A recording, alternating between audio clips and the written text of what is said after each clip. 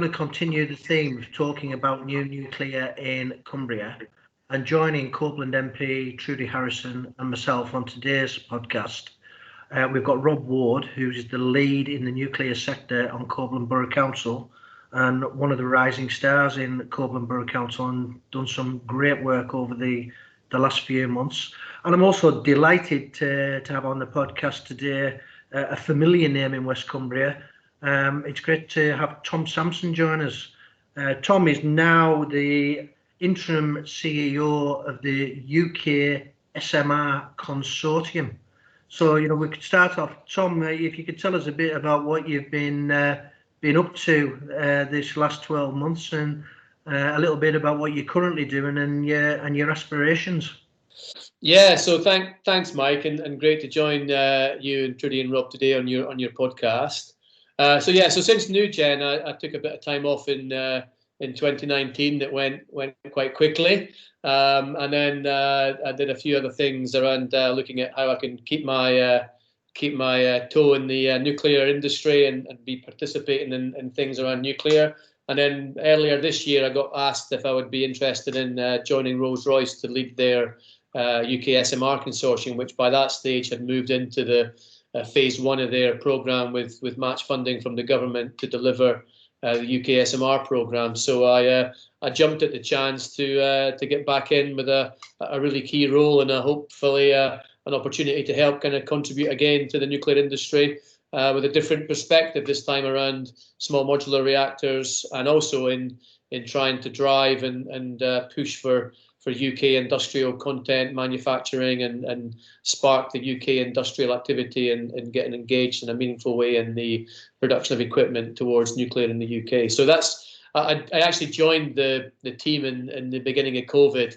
So I've not had the full pleasure of meeting all my team yet, because I've been doing it all remotely. But hopefully in the coming weeks here, we'll start to make some more face-to-face connections. But that's been quite an interesting program. But yeah, it's been super exciting, and it's been great to get involved with a new team at Rolls-Royce and the SMR Consortium.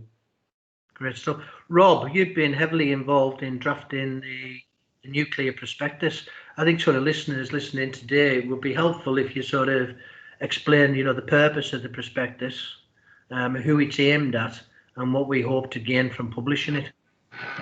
Yeah, thanks, Mike, and good to be here on the podcast today. The Cumbria Nuclear Prospectus is a nuclear sector specific clean energy vision for the Cumbria's nuclear future, and it's been developed collaboratively with partners across the county and working with Tom's colleagues on UK SMR and others, including Julia Pike and her colleagues who we heard from last week, to make sure that our clean energy vision for this place reflects the aspirations of us and our partners that are working to do good things here. So what we've done is we've set out a vision that is focused around the creation of a clean energy park, and that will probably end up being around Moorside, but it's not specific to the Moorside site. So what that might involve is large new build, small modular reactors, advanced modular reactors, producing low carbon electricity, heat and fuels to help the UK decarbonise its economy and its energy systems. The document sets out how, part of the intention was to shine a light on the nuclear sector capability that we have here and that heritage. Back in the 1950s, we saw the UK's first commercial power reactor at Calder Hall. We've seen reprocessing start and end in Copeland, and this is a truly nuclear place. And what the document tries to get across is how that capability and the supportive nuclear community in West Cumbria makes this the place to do new nuclear on behalf of the UK. So it's really exciting that we've got Tom and UK SMR coming forward with a UK civil reactor design, and one that offers the opportunity to not just decarbonise electricity, but also heat and potentially fuels as well. And it really fits with the vision for this place. I think the profile of the document and the significance of the document is that it is a nuclear sector strategy that's bought into by county-wide stakeholders in Cumbria. So we often talk about this being the centre of nuclear excellence and having this supportive community, well, it's no longer just words that you know, the likes of me and Trudy say on podcasts. We've now got that kind of stamp of approval, if you like, on behalf of the county, that this is the vision that we're all working towards. So yeah, great to have Tom with us. Great to hear from Julia last week, and you know, looking forward to seeing where it takes us in the next few years. Trudy, you and I have both got a vested interest in new nuclear development in West Cumbria. You know, how does the prospectus help you in government in what you're trying to do in attracting new nuclear into West Cumbria? I am afraid to sound like a stuck record, because I've been saying this from the very first iteration that Rob shared with me. It's brilliant to have contained in one document our nuclear ambition, and the fact that Rob and the team have been successful in getting that Cumbria-wide support for the document and the ambitions that we have across nuclear, across everything from research and development, the small and the advanced reactors, the large-scale reactors, the current operations, and doing more of that across the globe because we do it so well, and the way in which we manage waste. But also looking at the medical aspect, the isotope potential as well, and that is the full circle of nuclear. It's a fantastic document. I've already shared it with ministers. I shared it actually before it was fully endorsed, because I just couldn't wait to show off how aligned Cumbria is as a whole, but also how switched on we are in Copeland to nuclear. And I'm keen really to hear from Tom's perspective. If you're going to do something and it's first of a kind, you want it to go well. You want to build it out in a community with a tried, trusted track record. And we all have that, we know that. But I think it's really important to build that out in a community where there's an industrial power requirement as well. And I'm keen to know how we can develop the business case for the small modular reactor near the Sellafield site, you know, going forwards, and how we can sell that business case. Yeah, it's a great point, Trudy. Let me just, before I come on to that, again, share my appreciation and gratitude for the production of this Cumbrian nuclear perspective, and actually applaud you, the three of you, on this podcast, because I think it's your leadership and your enthusiasm and your drive that's brought that together. And I think what people don't necessarily realise, that, and I saw it came out from the Cumbria Let this week, bringing together all the stakeholders in Cumbria around a common voice and producing something that everybody's bought into, for me is a real first. And I think in this document, you've kind of captured the essence of what has been the Cumbrian landscape for a long time, but you've manifested it in a focused way that does talk to the opportunity and the value that the nuclear industry can create in Cumbria. And it's great to see that is resonating across all aspects of that Cumbrian landscape.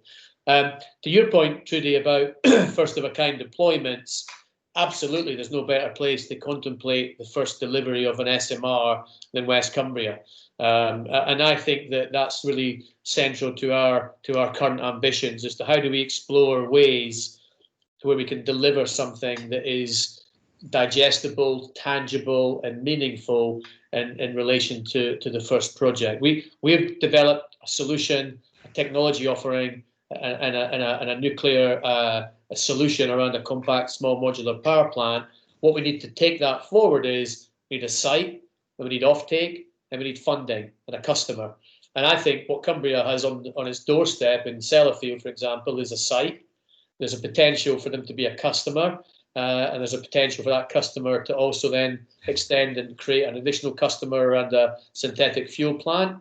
And then there's a potential for us then to look at, well, who would be the owner and how would that be financed, given that we've got the potential for a couple of domestic offtakes on our doorstep with Sellafield, with the NDA, if we were to produce synthetic fuels, be that synthetic aviation fuel or synthetic diesel fuel or hydrogen.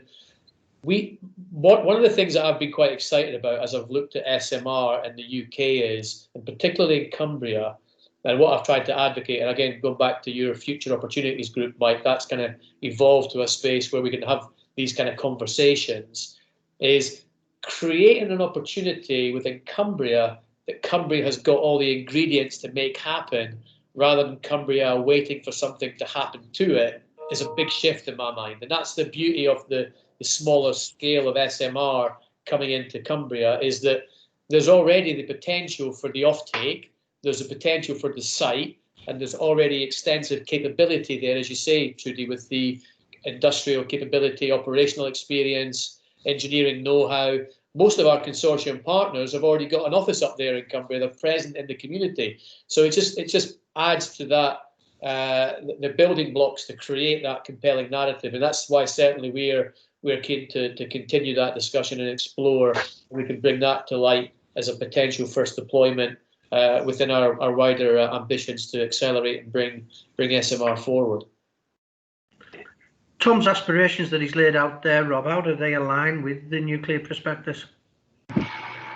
Well, I think they very clearly align, and the prospectus aims to talk to government priorities at the moment around clearly net zero and the need to address climate change, levelling up and regional prosperity, and sustainable growth, and the role of energy infrastructure and investment in energy infrastructure in the kind of economic stimulus post-pandemic. So, what Tom's talking about, I think it's really interesting that these big infrastructure projects, the way that they're kind of packaged and messaged now has changed from maybe even only 5 years ago, where it's no longer just about, low carbon electricity at scale, but what we're talking about here is energy beyond electricity. So we're talking about the heat, steam, synthetic fuels, hydrogen, and the potential to become a kind of trailblazer of the whole energy system, not just about decarbonising electricity. And all of that has a kind of wider societal impact in terms of allowing us to continue our lifestyle and use the infrastructure that we rely on every day that's powered by that low carbon energy. The aspect around creation of jobs in the green economy, that's something that we've all been talking about for a long time, but this is one of the projects that has the potential to make that real in the immediate term. It's not a far off aspirational thing, but from what I understand of the program that Tom is kind of overseeing, that kind of economic activity could begin in the coming years. And Trudy and Tom have both touched on it. The availability of that low carbon energy is an attractive selling point for a place. So beyond, again, just decarbonisation of existing industry, the availability of low carbon fuels and power at scale offers the potential to attract new energy intensive industries to West Cumbria, which aligns with our local sort of economic diversification and growth objectives. So I think Tom's proposal aligns perfectly with what we're saying in the prospectus and our ambitions locally. And behind the vision and the glossy brochure that is that prospectus document, Cumbria stakeholders have kind of been coming together to help support these developments and actually anchor them here. So we've been working with the business cluster, the local enterprise partnership, the Northwest Nuclear Arc, and the supply chain to understand, what is the role of the community and this place in UK SMR and other clean energy developments. So it feels like, we've got the proposals on the table, we've got Cumbria saying we're ready to support it, and the kind of the missing link, if you like, is the government's role in sort of enabling and accelerating some of this to make it happen sooner, so it can play a real key role in the kind of post-pandemic economic recovery. On recovery, with COVID, we all know the difficulties that COVID has caused and will continue to cause for some time into the future. But the recovery presents huge opportunities as well. Trudy, you've been elected now, just over 3.5 years, and in that time, very much promoting nuclear. We've got the prospectus, we've got all the ambitions. What needs to happen now to turn these plans into a reality? That is a very good question, and there is nobody more disappointed than I am that we haven't got there yet. And I never, every day is spent trying to push forward the nuclear opportunity. And I think really to get all our ducks in a line, we've got the two proposals, real firm proposals, one around EDF and one around the UK SMR Consortium. And I think speaking with Electricity Northwest yesterday, actually the infrastructure required for a small modular reactor at 440 megawatts is there or thereabouts. Some strengthening would be required, but we're not talking about huge pylons. We're not talking about massive infrastructure requirements to be able to build out that small modular reactor. I'd have to ask Tom where we are on the generic design assessment at the Office of Nuclear Regulations and where on the design and regulatory alignment we are. But I am really keen to know and possibly set up a task force to get all of those ducks in line. So we've got the site, we've got the power need, we've got the technology, it's going through the legislation, which is the gold standard across the world of nuclear regulation. We've got top ministerial interest in nuclear. We've heard from the Prime Minister himself how he wants to see a nuclear renaissance, and he believes that nuclear will play a significant part in the energy mix. It's written into government policy, but there's still a bit in the middle which I am struggling to get through with officials and understanding what the business case is and the next step, and understanding how we'll fund these things through Treasury as well. We've had the regulated asset-based consultation. Do we really need that, Tom, for a 440 megawatt reactor? Is it possible to fund this with some government intervention, but pension funds, other means? Basically, I'm going to call it back to you, Tom.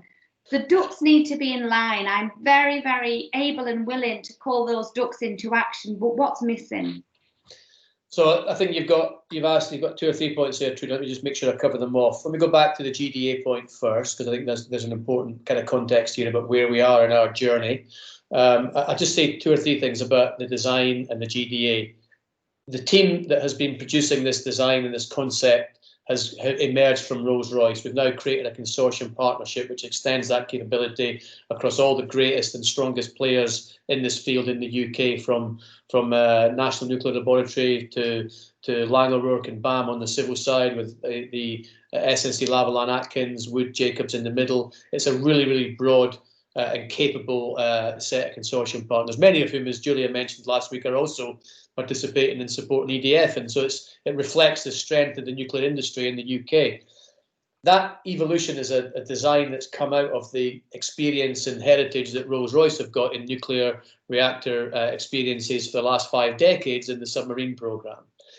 Importantly, let me just kind of put a bit more flavour around the UK SMR offering. Central to this is a nuclear reactor that is not being innovated. We're not creating a new type of nuclear reaction. It's a PWR. It's a very standard type of reactor that we're using as the basis for UK SMR. We've focused our innovation around how do we take that and integrate it into a small, compact, modular power plant that we can build in a factory and deliver to site. And that's how we ended up at the capacity. What's the capacity that we can fit into a reactor that we can transport the largest component of on the roads and the rail to get to site, to make that factory concept applicable across a range of locations within the UK and globally. So that's the genesis of the design. That's what we've got on the table. We're now in phase 1 of our development programme with the match funding from government. And again, I have to acknowledge and appreciate that the UKRI, their low-cost nuclear programme, is currently match funding our industrial consortium partners to progress the design. We intend to enter the GDA in phase 2, so sometime towards the second part of 2021, and we'll take that design through the GDA process with the regulator. Hopefully a GDA that's focused on how we deploy a fleet of these reactors across multiple sites in the UK. And so what we're bringing to the table, I think it's interesting from the regulator's perspective, at least I hope it's going to be a good programme, because we're designing something from a UK context for the first time. So our team have been working in the nuclear industry for decades. They know what the UK landscape is, and we've developed a design, and we're producing documents that will go through that UK regulatory process, fully aware of what the UK regulator expects, which is different than what's happened in the past. We've always brought foreign technologies that have been designed and regulated elsewhere and tried to then fit that into a UK context. So I think what we've got is a path forward that's going to be relatively straightforward with the GDA and the regulator. We understand the high standards the regulator has, and that informs our design and our decisions to produce documentation that will go into that process. So I feel relatively confident that we have a strong path forward here through the ONR, through the GDA, and a high high likelihood of success through that GDA programme, given the technology we're bringing to the table.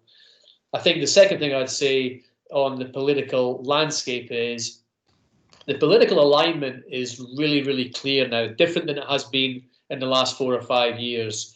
I think the whole levelling up agenda, the focus on the need for industrial activity and manufacturing, economic importance of jobs and content, we actually feed into all of that narrative with the fact that we're a UK generated design, we're UK IP, we're creating UK factories to build the equipment that will come into our technology and our projects. So hopefully that's going to chime with that current political landscape. And then to your point, Trudy, about funding and what else needs to happen, I think that there's a question mark over the RAB. Is the RAB the right model? Is the RAB the right solution?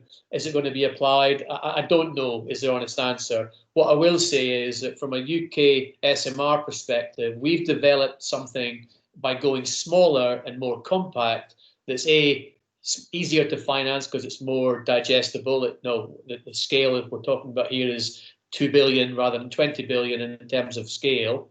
That means that it's easier for us in the future to transition to something that can be financed on a unit by unit basis. And whilst we've got the challenge of how do we get the first ones developed, funded and delivered, we think very quickly, once we've got 2 or 3 of these units deployed, we can move to more traditional sources of finance to bring in capital, equity, debt, and open up the door to other players who wouldn't normally think about buying an SMR to thinking, actually, this has got a track record, the factories are up and running, it's been deployed, it's operational, £2 billion, I've got 440 megawatts of clean power for the next 60 years, operating at base load. That starts to change the compelling nature of our offering and make nuclear more accessible to more customers in the UK and beyond. Thanks, Tom. Rob, you want to come in there? Yeah, so Tom, I was just thinking, because we're nuclear bods, we always get excited about the technology bit. So I was just thinking, in my day job, Rob Ward, Copeland nuclear sector lead, I'm really excited about the technology. But Rob Ward, energy user at home, the things I care about or just member of society more generally are how much does my electricity cost? And do I have a job to go to in the morning? So I was just wondering, we've been talking at quite a high level about the potential of UK SMR and the kind of economic stimulus, low carbon heat and power, all that good stuff.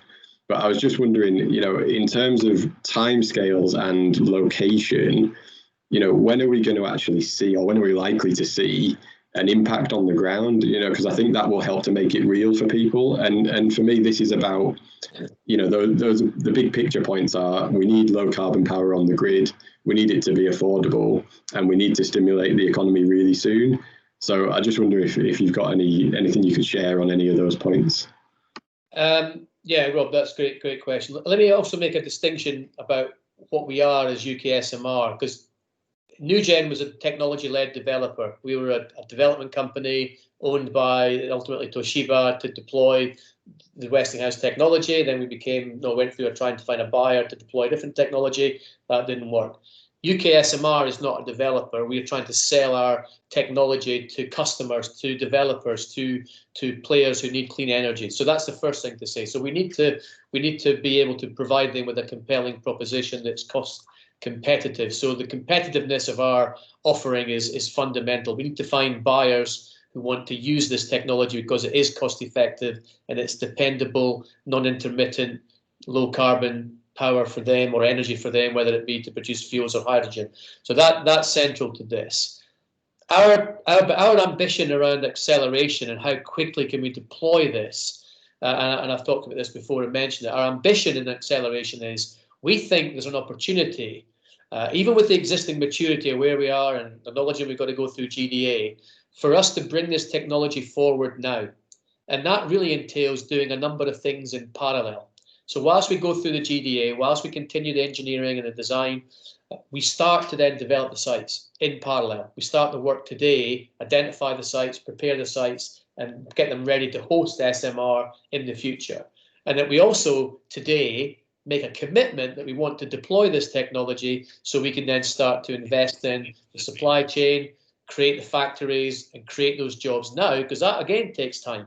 So rather than doing this in series, which takes longer, and the opportunities are in the future.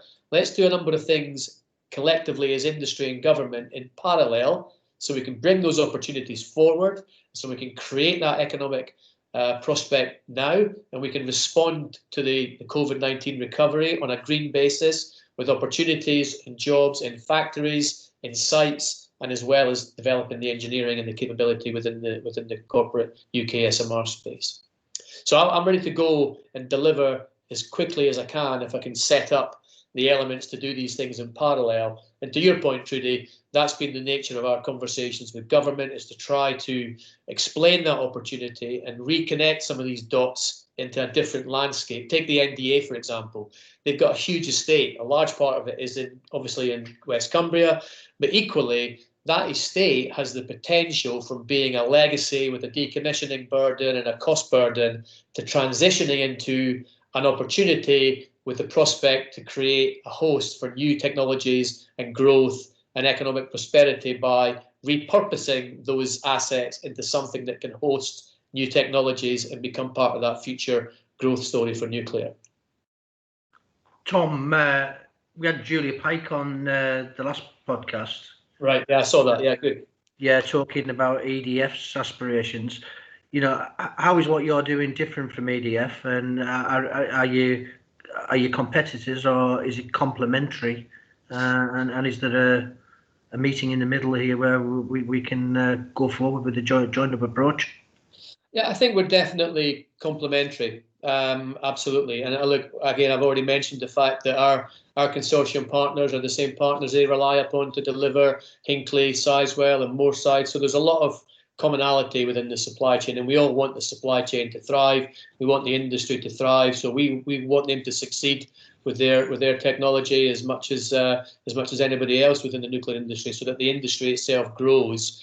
We're not part of the Moorside landscape, because I think we're trying to do something, I think, more near term and smaller to take advantage of the nature of our technology offering. And I don't need to tell you guys, I've been involved in a £20 billion effort in Cumbria. It takes time and it's got its challenges. So I'm looking to try to stay in a space where I can be more agile and nimble and use the benefits of this smaller footprint to do something quicker and sooner within our ambitions to accelerate.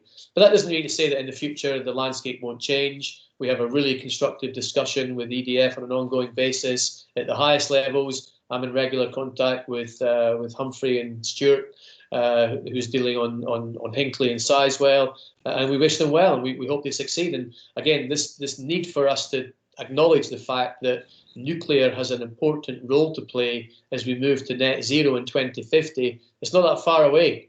And we need to start to make sure we're making the decisions now that can ensure this nuclear industry can thrive and succeed, because we need it to be part of the solution for net zero in 2050. And I think it's great what they're doing. We wish them well, and we share a lot of partners in the same space, and who knows how that landscape will evolve in the coming years. Trudy? Yeah, Mike, I have participated in enough of these podcasts now to feel I've earned the opportunity to ask you some questions. Because a lot of what Tom has been saying and what I talk about, it's international and national benefits and industry benefits. But how will our local council, Copeland Borough Council, ensure that local people, local businesses, the next generation get the benefits if we all do our jobs right and secure new nuclear for Copeland? We've got numerous streams of work running currently, because there's lots of aspects to this. You know, clearly, we've got huge ambitions for both the large nuclear reactors and the small modular reactors that Tom's talked about today. And I do take a great deal of confidence in a message that I got from the Prime Minister directly, that we're going to do big things in nuclear. I took that to mean that the government are really going to get behind driving forward nuclear in West Cumbria, and you're probably closer to that than where I am. But we're looking at developing an industrial solutions hub, a real hub where we can bring the supply chain together, because we've had big nuclear projects in the past, and we didn't benefit as much as what we should have done and what we could have done, and we've got to be better prepared. And the one thing that we have had this time, with all the various challenges that certainly you and Tom are more than aware of, is that we've had time, probably too much time. We really do need to be getting on. But Rob, would you want to just elaborate a little bit on some of the work that we're doing in Copeland to get prepared? Yeah, thanks, Mike. So, I mean, you touched on one of the projects that's already in flight there, the Industrial Solutions Hub, and that's about, it's less about the new developments that we've been talking about today, but more about helping to build a more sort of resilient and diverse supply chain cluster for the future. So one that is less reliant upon one single dominant customer, i.e. Sellafield.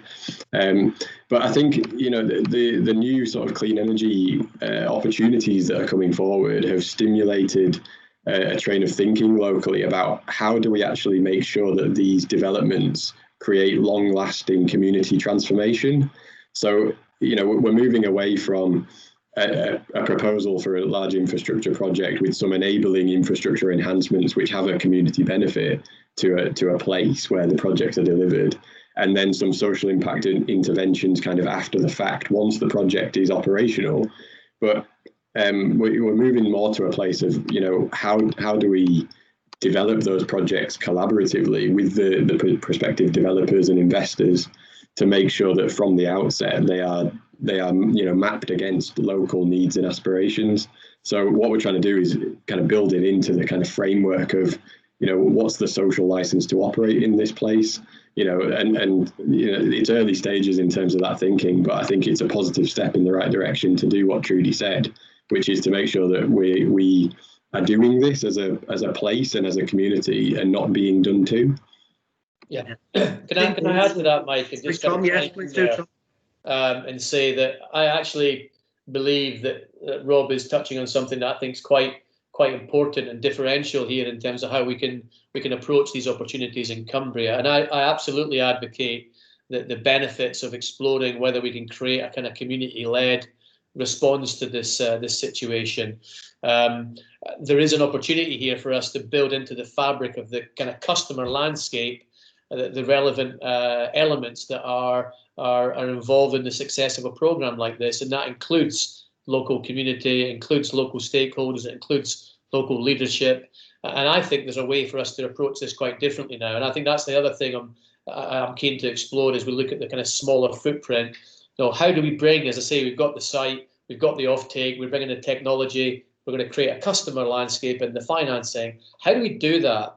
And how do we fill that space with the reality of we've got players in Cumbria with NDA, we've got Sellafield, we've got experienced industrial experts who are in the community, who already live up there, who've worked in the industry for 30, 40 years. We've got community social engagement built into how the companies operate. Why don't we bring that into the customer landscape in a more meaningful way? So it's not just a commitment to do something, it's a purpose of why we've created the entity that this will happen. And I think there's an opportunity to look at that landscape quite differently and how we do this now on a different scale, because these projects and this clean energy agenda is going to require capital, it's going to require investment, but it's also going to have to be deeper tied into the economic communities, and the community benefits need to be more tangible if we're to really demonstrate that levelling up agenda. So let's look at how we do that and how we construct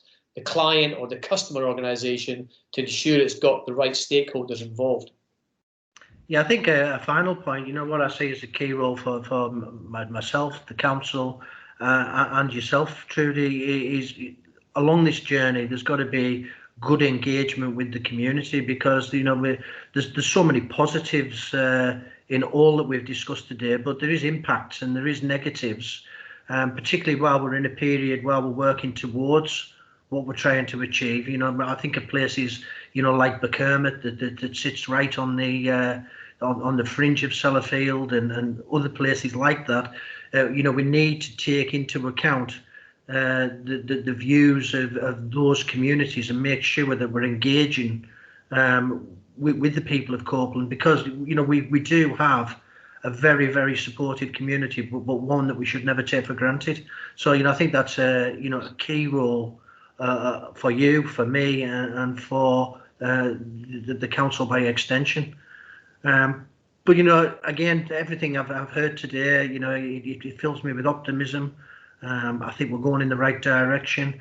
Rob, your team and the partners that you work with, I think the prospectus is fantastic. It's a superb document and it lays out a blueprint.